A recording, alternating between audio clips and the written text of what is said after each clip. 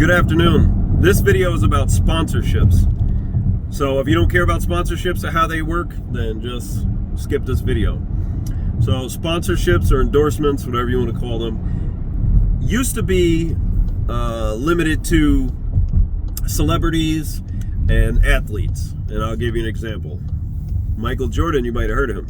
So he'd wear Nike sneakers and he would wear them to play basketball. So Nike, the company, thought it would be a good idea to endorse or sponsor Michael Jordan so that he would be a representative of the company. They thought it was a good business decision. Now, if you look at that, he was using the product, Michael Jordan. He liked the product, he used it, he believed in it, and then he got compensated just to speak about his positive experience with the brand. That's beautiful. That's an organic relationship there. It wasn't like Michael Jordan was wearing Adidas and then Nike came to him and said, hey, Adidas might have gave you a couple pair of shoes. We're going to give you millions, and now you wear our shoes, and people are going to follow you because you're Michael Jordan. Fast forward a little bit, and let's bring it into how things have evolved. Dan Marino, famous NFL quarterback, after football, he put on a couple pounds. So I see him on my TV one day, and he's holding a box, Nutrisystem. Nutrisystem, I don't have anything good to say about them. They had a hamburger that was dehydrated, and you brought it back to life by adding water to it. Dan Marino, well off financially. I'm sure you could have private chefs, nutritionists, dietitians, whatever. He's not eating Nutrisystem. Never happened, but he was on my TV holding the box. So the strategy there is, I'm sure he was approached by Nutrisystem that said, hey, we're going to pay you such and such and stand on TV with our box of food.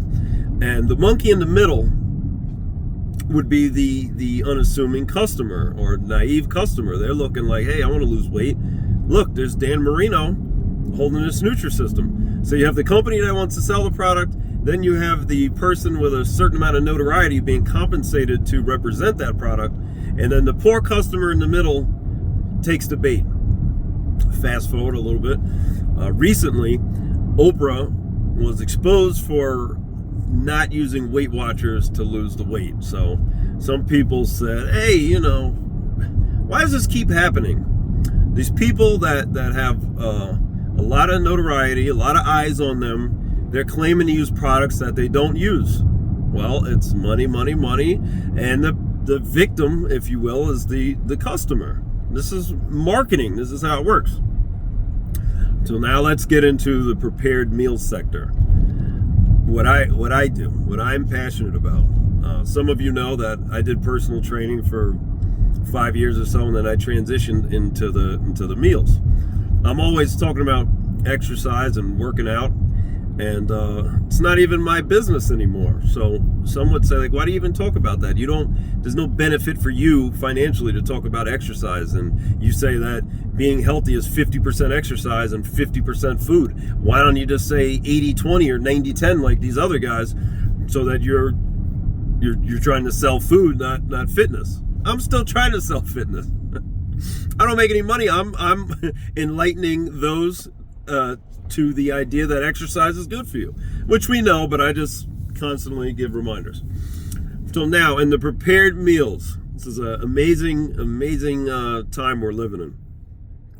I get asked often by people, hey, I'm a soccer player, would you like to sponsor me? And I say, hey, well, you've obviously heard of the company. Have you had any of our meals?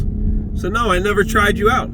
So why do you want me to sponsor you? You don't even know anything about the product.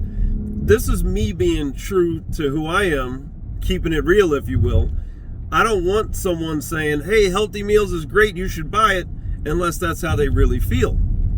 Over the years, the 15 years that Healthy Meals Direct has been in business, we've had maybe 6 people that were sponsored. And let me tell you how it happened real quick.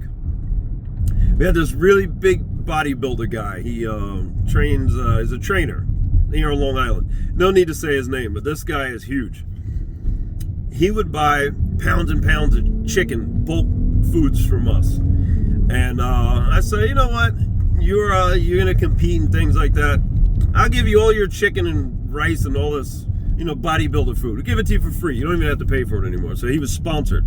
But it was real. He bought the food. He liked it. He's spending his money on it, actually buying it. So it felt good to have that relationship. Now you get it for free. You advertise for me. Everybody wins. Then after him was another guy. He wasn't big and huge. He was like in that, I don't know the weight classes of bodybuilding, but he's a trainer also. Same thing. He's buying the meals. I said, hey, you know what? You're working hard. You're doing competitions and stuff like that. You now have your food for free. So we are promoting each other. I'm promoting them in their personal training business. They're promoting me in the food business, and that's how it worked. Shortly thereafter, other meal prep companies say, hey, look at these two guys. They're getting more and more IG famous with Healthy Meals Direct. What can we do? So reach out to those people. Hey, whatever Healthy Meals is giving you, we're going to give you more. So they took the bait, if you will. Loyalty zero, whatever. This is, some people have those values and some don't. So they got bought for chicken. So when they got bought for chicken by another meal prep company, no need to say their name, something like Chickpea Fit or something like that, whatever.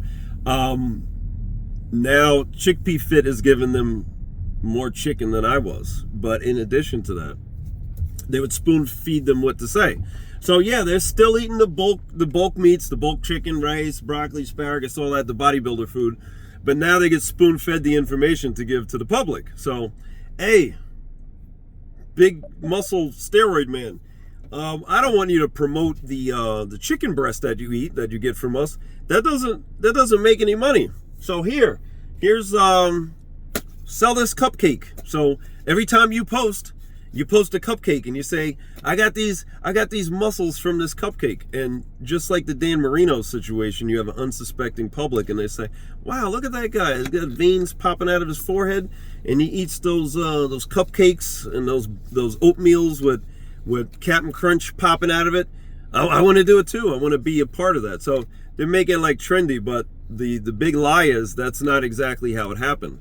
So that's how sponsorships work. So when you see someone that's IG famous and they keep holding up something, they're holding up the highest profit item that company offers because they're paid to do so in chicken.